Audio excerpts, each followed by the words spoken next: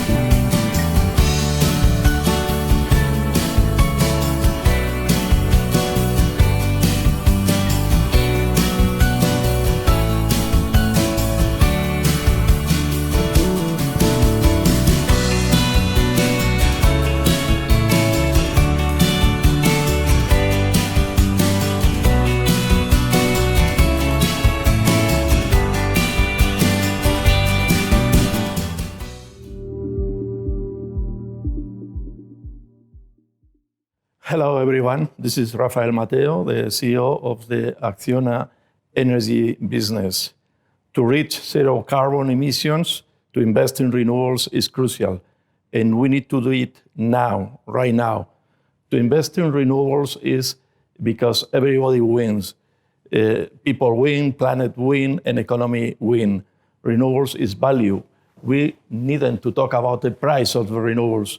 We need to talk about the full value, including savings, saving in fuel, saving in import, and including value in job creation, in GDP growth.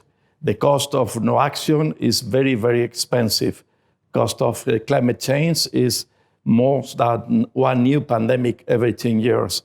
We need to invest now. To do it later is very difficult, it's very expensive. Let us do now, please.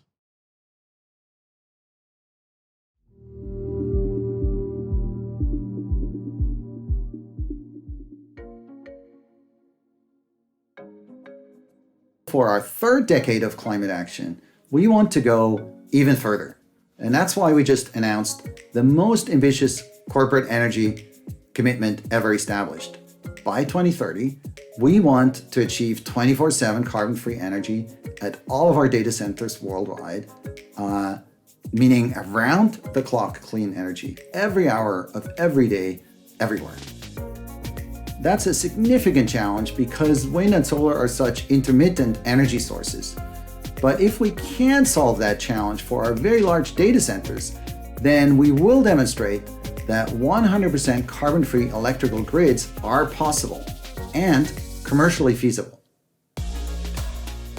Our commitment to 24/7 carbon-free energy will require new technologies and new approaches, and we can't say that we know exactly how to accomplish it. But we do believe it's possible. And as we enter this decisive decade for climate change, the time for interim solutions has passed. The urgency of the climate crisis really demands much more from all of us. And the only way to meet the scale of this challenge is to increase the scale of our ambition. And that's why we have picked this goal.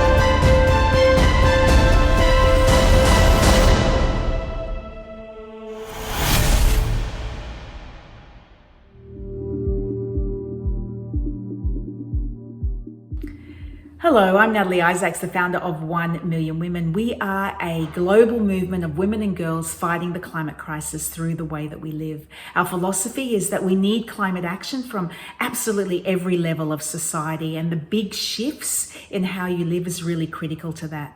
And I witness the collective power of women every single day at 1 Million Women.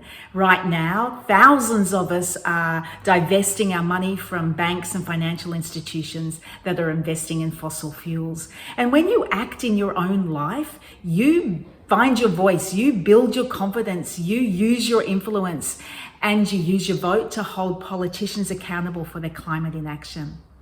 And through COVID, we have all witnessed the extraordinary strength and importance of our own community, and that there is this opportunity for a new way forward where the love of earth and community is more important than the stuff that we buy, and where happiness isn't defined by material things. And I feel a real sense of optimism about that. Thank you.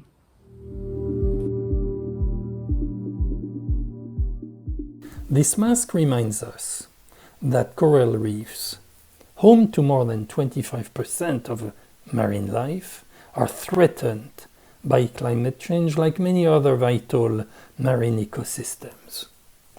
The ocean is energy.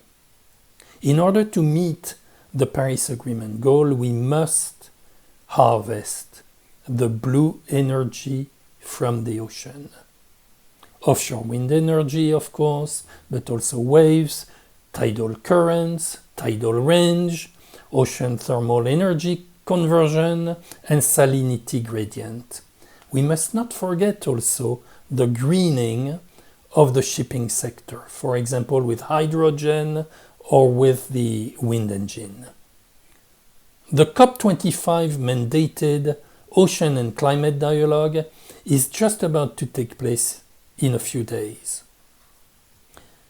You can see our proposals in this booklet, available at becausetheocean.org. Thank you very much.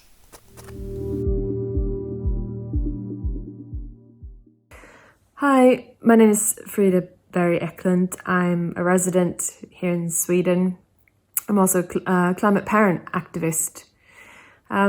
And the reason I'm an activist is because our children's futures, their health, their lives are under threat from runaway climate change. And I know that many parents out there are terrified of the future that awaits our children. We can see that a lot of children are really worried about this issue. Of course, children are impacted by climate change already today, particularly in the most vulnerable places, and children that live in the most vulnerable families and the most vulnerable of circumstances. But they're also affected by information and communication around climate change. Children are deeply worried about this issue, and one of the things that affect their worry is that they can see that adults are not doing enough to tackle this problem. That's why the parents are rising up, of course, in support of both the children who are protesting out on the streets, but also mobilizing, because we are part of networks that are really important in terms of pushing for a global energy transition. And we do this in boardrooms, on factory floors, and we create groups in schools and take action with our families. This is absolutely essential to make sure that we put our children at the heart of any response to climate change and the climate change crisis.